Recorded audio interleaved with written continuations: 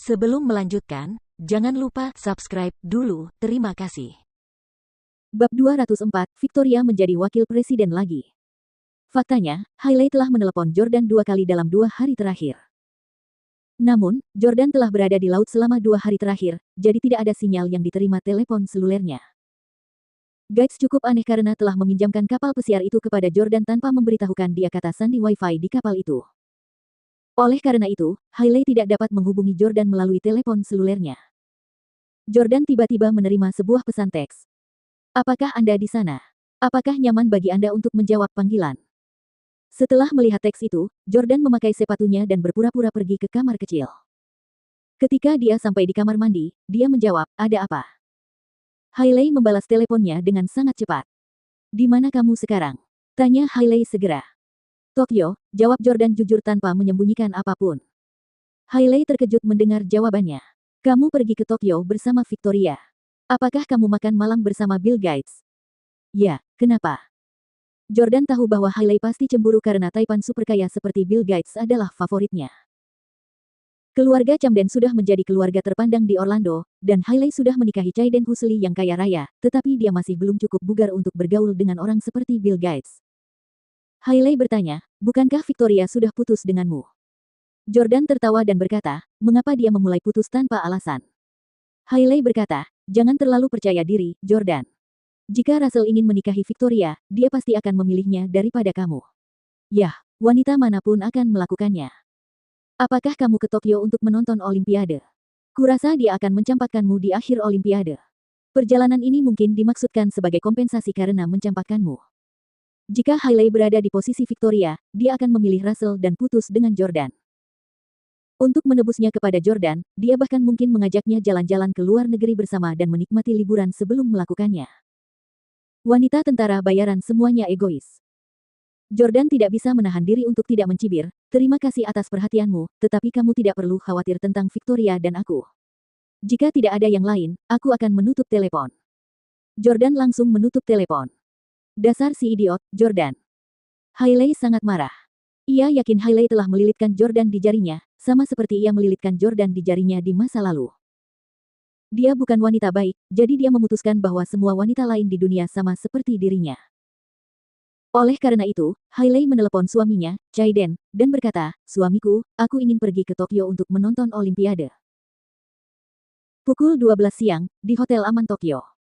Itu adalah hotel termewah di Tokyo, yang dikenal sebagai resor di atas langit. Lobi, koridor antar kamar, dan area lainnya tidak tampak seperti hotel pada umumnya. Jordan dan Victoria menginap di suite yang mewah, bergaya minimalis yang sangat disukai Jordan dan Victoria. Semua kamar mandi memiliki dekorasi bergaya Jepang. Anda dapat berendam dalam bak mandi berisi air hangat sambil menikmati pemandangan indah melalui jendela setinggi lantai hingga langit-langit. Tentu saja, Tuan Gates adalah orang yang memberi mereka fasilitas luar biasa ini. Selama beberapa hari berikutnya, Jordan dan Victoria berencana untuk melakukan tur di Tokyo bersama Gates sambil menunggu Olimpiade dimulai. Namun, mereka merasa bahwa melakukan tur sendirian terlalu membosankan. Jordan ingin menyelesaikan masalah sambil bersenang-senang, yaitu merekrut wanita di Jepang dan membawa mereka kembali ke AS untuk bekerja sebagai kurir pengantar untuk menyaingi Breezy Express milik Husli. Setelah Victoria selesai mandi dan keluar dari kamar mandi, Jordan berkata, "Victoria, kamu baru saja menerima telepon." "Oh." Victoria mengambil teleponnya dan melihatnya, hanya untuk melihat bahwa itu adalah panggilan dari Arnold. "Siapa orangnya? Kamu tidak akan meneleponnya lagi?" tanya Jordan saat menyadari bahwa Victoria tampaknya tidak berniat membalas teleponnya. Victoria berkata, "Oh, ini dari Perry Express. Saya pernah ke Perry Express untuk wawancara kerja sebelumnya." Jordan mengira Arnold mungkin orang yang dikirim adik perempuannya untuk mengatur agar Victoria mulai bekerja di Perry Express, jadi dia segera berkata, "Cepat dan telepon aku lagi."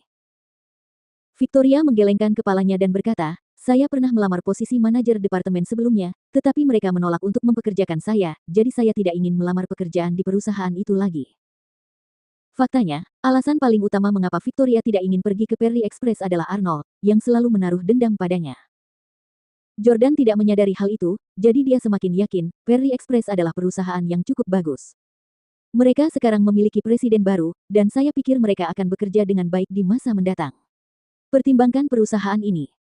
Victoria memikirkannya dan bertanya, "Apakah kamu benar-benar ingin aku pergi ke Perry Express?"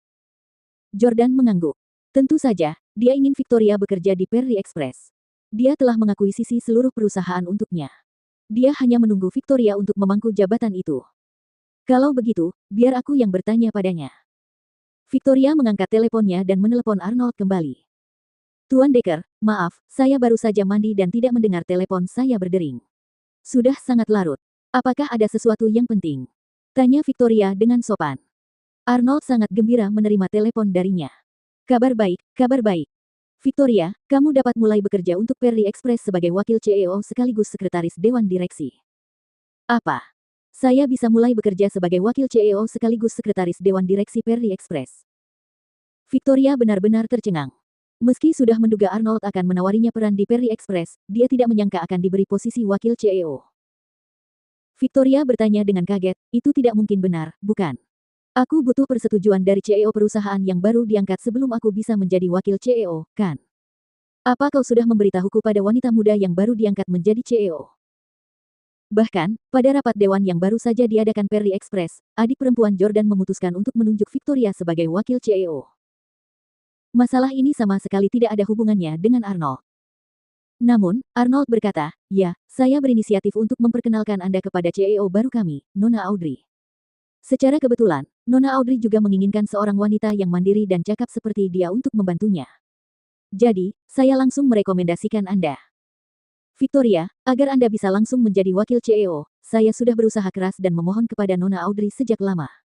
Saya bahkan memberikan banyak keuntungan kepada anggota dewan lainnya sebelum mereka setuju. Victoria tersentuh mendengarnya. Ia tahu Arnold menyukainya, jadi tindakannya tidak mengejutkan baginya. Namun, Victoria berada dalam posisi yang sulit. Tuan Decker, posisi wakil CEO Perry Express sangat menarik bagi saya, tetapi Victoria ingin mengatakan bahwa dia punya pacar, jadi dia tidak akan menyetujui kesepakatan cabul untuk selingkuh dengan Arnold pada pasangan mereka masing-masing selama perjalanan. Mendengar nada suara Victoria, Arnold berkata, Victoria, jangan khawatir, aku tidak akan meminta apapun darimu, dan kamu tidak perlu menjanjikan apapun padaku. Benarkah? Kalau begitu, aku bersedia bekerja untuk Perry Express. Victoria langsung setuju. Arnold berkata, baiklah, kalau begitu saya akan memberikan nomor Nona Audrey, Anda boleh berinisiatif menghubunginya. Victoria lalu mengirim pesan singkat kepada adik perempuan Jordan, Audrey. Begitu Victoria melakukannya, Audrey pun mengiriminya permintaan panggilan video. Halo, Nona Audrey, Victoria buru-buru menyapa bos mudanya, merasa sedikit terkejut. Penampilan Audrey tidak secantik Hailey dan Victoria, tetapi ia juga memiliki keanggunan seorang wanita bangsawan. Audrey melambaikan tangan penuh kasih sayang ke arah Victoria sebelum dia tiba-tiba berseru, hei, siapa pria di sampingmu itu?